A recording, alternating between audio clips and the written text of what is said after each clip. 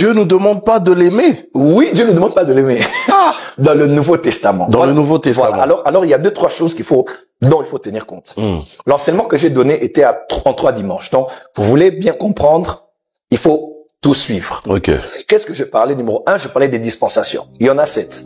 Dispensation, okoinomia en grec, qui veut dire administration. C'est des périodes des temps durant lesquelles Dieu révèle une partie de sa nature aux hommes en avançant une partie de son plan, en mettant de l'emphase sur quelque chose qui va prévaloir. On parle par exemple numéro 1, la dispensation de l'innocence, Adam et Ève dans le jardin, la dispensation de la conscience lorsqu'ils ont péché, la dispensation du gouvernement humain lorsque les hommes se sont organisés, la dispensation de la promesse lorsqu'Abraham a été appelé, la dispensation de la loi lorsque Moïse a reçu la loi, le décalogue et les 613 autres lois à côté, et puis il y a la dispensation de la grâce. Alors mon message était comme ça, et je disais, dans la dispensation de la loi, pourquoi Dieu avait donné la loi dans Galates chapitre 3? Dieu avait donné la loi comme un pédagogue, c'est-à-dire que Dieu a donné la loi comme un professeur. Et Paul dit, après il dit, là on est dans Galates 3 versets 20, 21, 22, 23, 24, 25, 26 même, ceux qui peuvent lire vont lire. Dieu avait mis la loi pour emmener l'homme à réaliser qu'il ne peut pas obéir à Dieu par lui-même. Voilà pourquoi dans la loi, il n'y avait que des ordres. Tu ne feras pas. Tu ne feras pas. Il n'y avait aucune prière. Il y avait que tu ne feras pas, tu ne diras pas, tu ne feras pas. Ça servait de restrictions. Voilà, de restrictions. De garde-fous. Oui. Et le but de Dieu, c'était que l'homme, en échouant avec la loi, l'homme se dise, je ne peux pas être justifié devant Dieu par les œuvres de la loi, mais par la foi. Voilà pourquoi des hommes comme Abraham n'avaient aucune loi, mais il avait la foi. Même pendant la loi, il y avait l'Arabe, la prostituée, il y avait Ruth la Moabite, il y avait des personnes qui avaient juste cru, et puis qui ont été justifiées par Dieu par la foi. Alors, Jésus dans Matthieu reçoit la question d'un docteur de la loi. Le docteur de la loi dit, Seigneur, mais le plus grand commandement c'est quoi? C'est un docteur de la loi. La loi. Et Jésus dit, dans Matthieu, il dit, je veux te dire alors le plus grand commandement, n'est-il pas écrit, tu aimeras le Seigneur ton Dieu de tout ton cœur, toute ton âme, toute ta force, toute ta pensée. Il y en a un deuxième d'ailleurs qui est similaire. Tu aimeras ton prochain comme toi-même. Il dit de toutes ces deux lois dépendent la loi et les prophètes. Et les prophètes. Contexte. Jésus répond à qui? À un docteur de la loi. De deux, il cite la loi. Et troisièmement, Jésus était durant la loi. Matthieu était-elle la loi? Oui. Galates 4 verset 4 dit Jésus est né sous la loi. Lisez bien, on dit Christ est né sous la loi. Donc Jésus n'est pas né dans la nouvelle alliance. Jésus est né dans l'ancienne alliance. Jésus est né dans l'ancien testament. À vrai dire, de la subdivision des Écritures, pour ceux qui le savent, normalement, le Nouveau Testament devrait commencer dans Actes des Apôtres. Ok.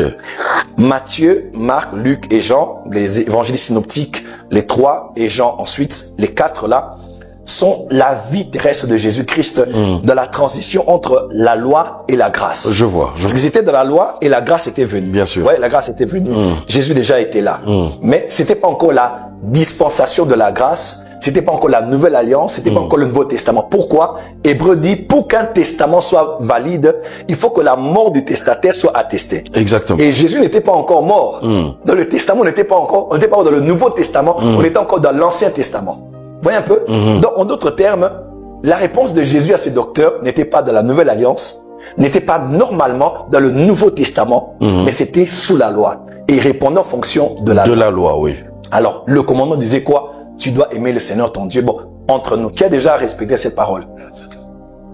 Qui a déjà aimé son prochain comme lui-même? Gardons juste la deuxième partie. Par exemple, ça, c'est compliqué. Oui, par exemple, dit, tu aimeras ton prochain comme toi-même. Je dirais peut-être toi-même, tu t'aimes. Permettez-moi ça. Donc, comme je m'aime, je dois aimer tonton Jaco. Bon, supposez que je ne m'aime pas. Et les gens qui ne s'aiment pas, ils n'aiment pas son visage, son teint, sa taille. C'est des femmes qui n'aiment pas leur morphologie, leur visage, leurs cheveux, leur front, leurs jambes. Comment tu peux donner si toi tu n'en as pas pour toi-même? Comment aimer quelqu'un comme toi-même si toi-même tu ne t'aimes pas? Parce que c'est ça la condition. Voilà, la condition c'est le standard de l'amour que tu donnes à l'autre est déterminé par l'amour que tu as pour toi-même. Pour toi-même. Et ça c'est la loi. Ouais, de la loi, aime-toi, aime l'autre. Maintenant si tu ne t'aimes pas, combien de gens ne s'aiment pas ici? D'autres devant le miroir le matin disent Talenga Mbunzu et Longi. Donc il y a des gens qui s'insultent eux-mêmes. Il y a des gens qui se font des on a vu ça ici même en Europe, qui se font des cicatrices, d'autres qui se poignardent, d'autres qui prennent des poisons. Mais comment quelqu'un comme ça va t'aimer? On écoute Jésus dit dans Jean, Jésus dit je vous donne un nouveau commandement. Quand Jésus dit un nouveau commandement, il dit qu'il y a aussi un ancien commandement. Okay. Et Jésus dit aimez-vous les uns les autres comme moi je vous ai aimé. L'ancien commandement qui faisait partie de la loi.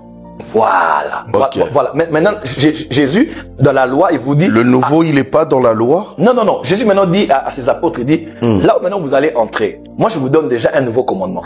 Là, c'est l'ancien. Jésus était déjà au soir. Jésus, là on est dans Jean 13, Jean 14. Jésus donnait les derniers messages avant de s'en aller. Et Jésus dit, maintenant je vous dis, tu n'aimeras plus ton prochain comme toi-même, mais il dit, aime tonton Jaco comme moi je vous ai aimé. Ça veut dire que je ne dois pas t'aimer comme je m'aime, mais je dois t'aimer comme Dieu nous a aimés. Dans le standard de l'amour a changé. Ah, maintenant ce n'est plus moi qui suis le standard sur lequel je juge l'amour pour donner, mais c'est le type d'amour que Dieu a avec lequel je dois t'aimer toi. Ok. Alors, moi j'aime tonton Jaco comment? Et Dieu aime tonton Jaco comment? Comment Dieu t'aime? Dieu te supporte. Dieu est patient. Dieu te tient la main. Ça fait des années tu confesses les mêmes péchés, il te soutient toujours. Dieu te relève même au moment où tes ennemis ont des armes pour te tuer. Dieu te sauve toujours. Parce que le nouveau vient mettre fin à l'ancien. Okay. Aujourd'hui, ce n'est plus tu vas aimer ton prochain. Ça, c'est la loi. La loi te donne des commandements parce que dans la loi, le curseur, c'est sur l'homme. Mais dans la grâce, dans la loi de la grâce, le curseur est sur Dieu. C'est maintenant l'amour de Dieu envers l'autre. Alors, j'ai cité un verset très fort dans 1 Jean chapitre 4. Jean dit, pour nous, nous l'aimons car il nous a aimé le premier. Le scandale, c'était lequel dans la francophonie? C'était comment le prophète Joël peut dire que Dieu ne nous dit pas de l'aimer. Je n'ai jamais dit ça. Ceux qui ont suivi la série, il faut aimer Dieu. J'ai même prêché ça dimanche à Bordeaux. J'ai dit, aimer Dieu, il faut aimer Dieu. Mais seulement, on n'aime pas Dieu comme ayant l'amour de nous-mêmes. Papa, tu vas créer l'amour comment? J'ai du lait, du chocolat, je fais du chocolat chaud. On crée l'amour comment? Quelqu'un va dire non. Ceux qui veulent aimer Dieu doivent obéir au commandement. Allons dans l'église d'Éphèse, Apocalypse 2. C'est une église qui obéissait. C'est une église qui était forte dans les œuvres. C'est une église qui était persévérante. Jésus dit, mais tu as abandonné ton premier amour. En d'autres termes, l'amour n'est pas forcément évalué en fonction de l'obéissance aux lois. Si c'était seulement ça, les pharisiens seraient meilleurs que nous.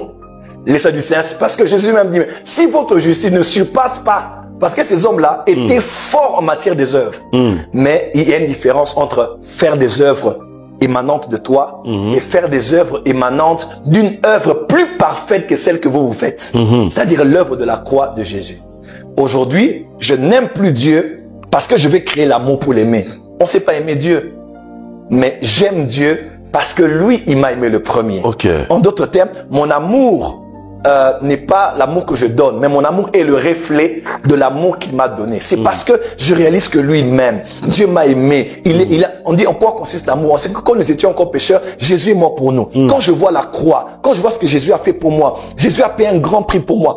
Puisque Dieu a manifesté son amour, quand Jésus est mort pour moi à la croix, en ayant la révélation de cet amour, en étant enraciné dans cet amour, l'amour de Dieu va créer de l'amour dans mon cœur pour que je l'aime de son amour. Et non que je l'aime de l'amour que je me crée moi-même. Aujourd'hui, je ne dirai plus aime Dieu. Non, je dirai à quelqu'un, découvre comment Dieu t'a aimé en te présentant Jésus à la croix. Et ce que Jésus a accompli, c'est l'œuvre la meilleure dans laquelle tu dois placer ta foi et qui va produire en toi des œuvres qui vont plaire à Dieu.